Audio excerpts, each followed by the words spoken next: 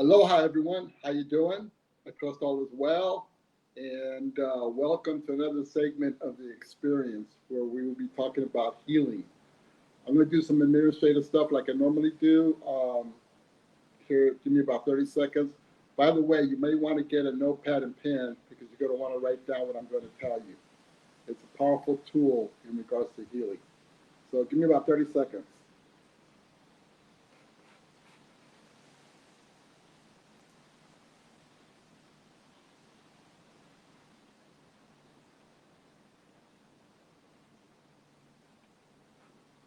Okay, looks like we're good to go. So I trust everybody's doing well.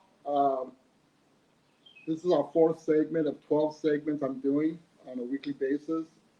Uh, you know, I'm sure that most of you know that I went through some traumatic scenarios just a couple of months ago or 3 months ago, and I don't wish it for anybody to go through what I went through. So for lack of better words, perhaps I'm paying it forward and giving back to my community or to the community for all the support, the prayers, the healing, all the energetic work that it was done for me. I'm also sharing some of the healers, some of the master healers that supported me on this journey. And as last week we had Deborah, and next Wednesday we're gonna have Master Sal. He's an amazing healer. You're gonna love him. But so I'm just giving back. I'm doing the best I can in regards to what I've done, for myself and what other healers have done for me. And so, anyways, let's get started. Picture this: I had a TBI, traumatic brain injury, and I went through a rapid recovery. When I first was in ICU, they told me that I would be there for up to 7 days, and I got released 2.5 days later. When I went to rehab, they told me that I would be there for up to 30 days, and I was released 3.5 days later. So, and everybody was telling me I was a walking miracle. So, when I got out of rehab, part of the prerequisite was for me to have somebody watch over me, or I don't know about taking care of me, but watch over me, because like I said, I was going through a rapid recovery. And that evening when I got home, or that evening I went to an Airbnb that I rented out for a few days for my then girlfriend. And that evening, my girlfriend broke up the relationship. I told her that night that I was heartbroken, but I was more concentrating on my health. Um, the following day, I was going to get the staples removed from my head, and the first four that they removed like a week before that was extremely painful. It was like getting shot twice on both sides of my head, getting shot by a gun. So the next day, after she broke up the relationship, I was going to get 21 staples removed. And I thought to myself, oh my God, how am I going to deal with that? The first four was really painful. How am I going to deal with 21? So I didn't get to deal with the breakup of the relationship until maybe about a week or 2 weeks later, because I had other scenarios that I had to deal with. And I had to take care of myself because I'm a priority. And that's where self-love comes in. If you haven't seen the first segment on July 5th of self-love, watch it. Because part of the reason why I went through my rapid recovery is because of self-love. So watch that, because it will extremely help you in life. But anyway, so a couple of weeks later, when things started to settle down for me and I was rehabilitating at my new place, the breakup started to sit in. And this is what I'm about to share with you is not just emotional trauma that you can get through or get by, but it's any healing that requires to move forward. And this formula or this prayer that I'm going to tell you is a remarkable. I've been doing it for many, many years. And I did this in order to move on from myself, not only to forgive the person that broke up with me, but also to forgive myself that I put myself in the scenario. And that just triggered something for me. Even if you don't have to forgive anyone else, or if you don't, or an experience, but there's something you've done that you haven't forgiven yourself, I'm going to tell you this. If you don't forgive yourself for whatever you've done, you're going to remain stuck. Because life will keep recycling it in some form or another to remind you that you have not forgiven yourself. Now, I don't know, unless you put it in the comment section, I don't know what forgiveness you're looking for. But for the most part, most of us have something to forgive. Now, healing could take place with letting go, releasing, forgiving, healing, integration. Those are all forms of healing. My go-to way of healing and letting go or releasing or integrating is forgiveness. That's my number one thing to do. Several years ago, let me look at my book here. And so, by the way, I just dug up this old book here. And it was published, I think, in 2000 and, let's see here, 2005. You know what? Hold on for a second. I got to get my glasses. Give me a moment. Hold on.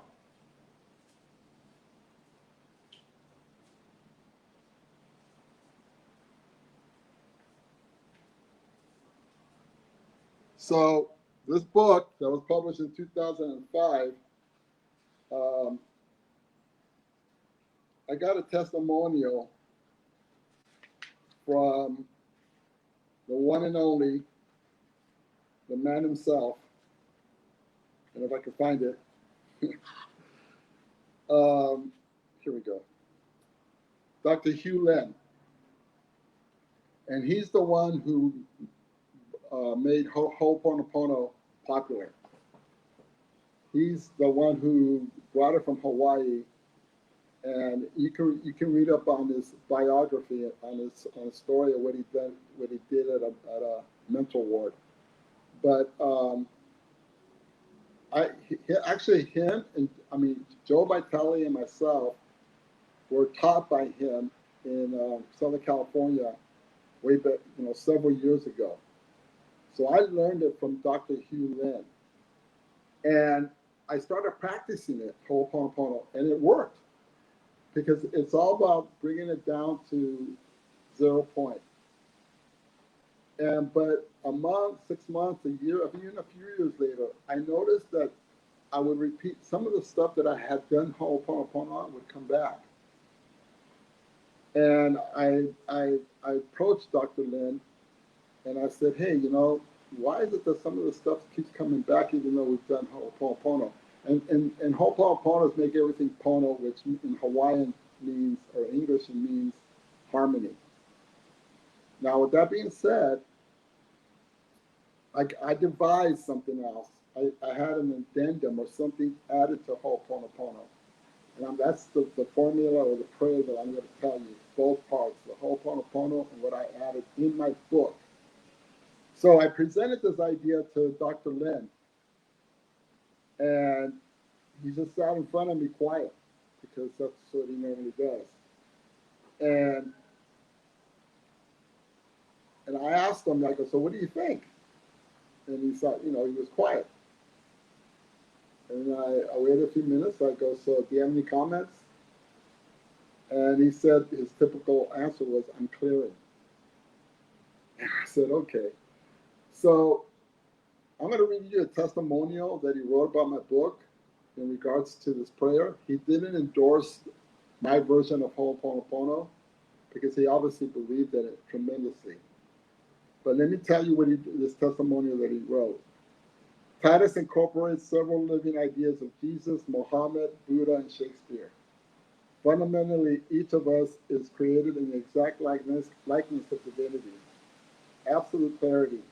The absolute clarity, the foundation of mind, cannot be altered by anything, although its effect can be eclipsed by fear and intellectualism. Titus is about letting go, a fundamental step to restoring absolute clarity.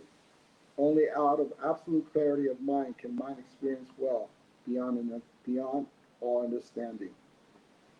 And here it is. Right there. So, and again, he did it on my book.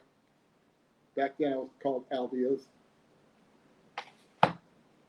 And once I started doing this additional part, and I started sharing it with my clients and my audiences around the world, it had a tremendous effect. So when I went through the scenario of all these traumas a few months ago, I always do it, but I really did a concerted effort to do this, because I didn't want, I wanted to leave all the baggage behind. I wanted to evolve and move forward. So I want you to write this down. I'm trusting you had a notepad and a pen. So I'm going to go through the Ho'oponopono first, and for those of you who don't know it, I'll explain it really quick.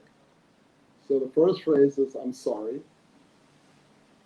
And the reason why you say you're sorry is because whatever the experience or whatever the role the person did in front of you, you brought them into that situation. You brought them into that experience. So you're telling them, I'm sorry for bringing them into that role, because all they were doing is they were going by your energy. They were going by your vibration.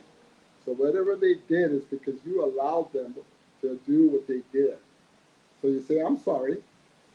And then you say, forgive me. And the reason why you say forgive me, because you're asking them for forgiveness for putting them in that role. And then you say thank you, because you want to thank them that they accepted the role of whatever they did. And then you say, I love you. And that's because you want to tell them, you know what, I greatly appreciate you, and I love you for putting yourself in that role in front of me so I can deal with it. So I'm sorry, forgive me, thank you, and I love you. That's Ho'oponopono. This is the additional part that I added to Ho'oponopono. So I'm sorry, forgive me, thank you, and I love you. And I reclaim the power of that experience for my thriving best and highest good.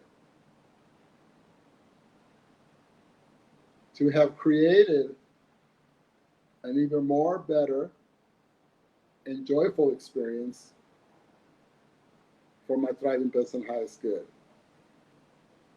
Okay, so let me tell you what we're doing. In Ho'oponopono, I'm sorry, forgive me, thank you, and I love you.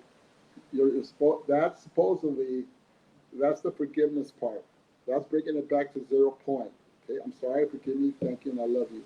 That's bringing it back to all forgiving, bringing it to 0 point. Then the part that I added to it, and it's not part of Ho'oponopono, but it's the part that I added to it. Then you indicate I reclaim the power of that experience, because what happens was when I first started doing Ho'oponopono, the power, the energy, the drama still existed back then. And what I'm doing right now is I reclaim the power of that experience. I'm bringing that power back to this present moment. I'm grabbing that power that was left behind in that experience, whether it's a day, a year, 10 years ago, 20 years ago. I'm bringing it back to this present moment. I reclaim the power of that experience for my thriving best and highest good. So I'm bringing that power back for myself, and I indicated for my thriving best and highest good. And then, because I brought that power back to this moment, because it's been stuck back there all this time, then I say, and I create, because right now I have the power right now in this moment, in this present time, I say I create an even more better and joyful experience. So what I'm saying is I'm using this power that I just reclaimed to create an even better and more joyful experience. And I'm talking about me or you, whoever's doing this, for my thriving best and highest good. Because you want to thrive, you want to make it sure that you're your best and highest good. So does that make sense? And that's what I did. So regardless if it was my girlfriend at the time, regardless of what I've done, regardless of the experience that I went through, all the traumas that I went through, I kept saying this prayer over and over. I'm sorry, forgive me, thank you, and I love you. And I reclaimed the power of that experience for my thriving best and highest good to have created an even better and more joyful experience for my thriving best and highest good. And guess what? That promoted my healing. Because I didn't bring that baggage into the current present moment. I let it go. I gave Ho'oponopono, and I let it go. And then I told the universe of life, and I said, and I reclaimed that power. So I'm going to use a very specific example. So when my girlfriend left, and a couple of weeks later I started doing this prayer, the emotion that I went through and what I felt, even though I couldn't feel it at the time because I was more concerned about my health, I said, I reclaim that power from that experience to bring it forward to this present moment to have created an even better and more joyful experience for my thriving best and highest good. And that supported me to heal even quicker because I was bringing all the fragmented powers of whatever I had gone through and bringing it back to this present moment because we are directors of our life. So when we say I reclaim that power, because us being a director of our own lives, that happens. We bring that power back from that experience or whatever experience you're forgiving yourself for, or the other. You're bringing it back now, and then you're saying in that moment to have recreated even better and more joyful. Now you're saying, guess what, universe? Guess what, life? Now I'm recreating it, my experience, a different experience that's more joyful, even more better, for my thriving best and highest good. Does that make sense, guys?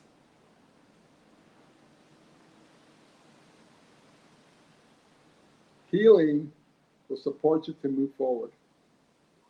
Healing is to finally let go or release or integrate or forgive that no longer serves you. If you do not heal, then you're going to become stuck because the emotion that you felt in that experience, the emotion that you felt because of another person, or the emotion of what you did yourself, either to another or to yourself. And that's another thing too. Sometimes in life we do things automatically and it's a detriment to our own selves. Start forgiving yourself for that now. If you've been looking forward to being more pure of heart, more authentic, then do this formula, do this prayer that I just shared with you, because it will support you to be more pure and more authentic. I'm sorry, forgive me, thank you, and I love you. And I reclaim the power of that experience for my thriving best and highest good, to have created an even better and more joyful experience for my thriving best and highest good. If you have any questions, thoughts, or comments, please put it in the comment section. It's time for us all to heal. This is our moment. This is our place. This is our time. This is our energy. And next week, I'm going to have Master Sal. He's an amazing healer. What I just did right now is powerful. What he's going to be adding on is like the frosting on the cake. It's going to be even more powerful. So I thank you all for joining me on my fourth segment of the experience. And I immense gratitude to all of you for being here. I love you.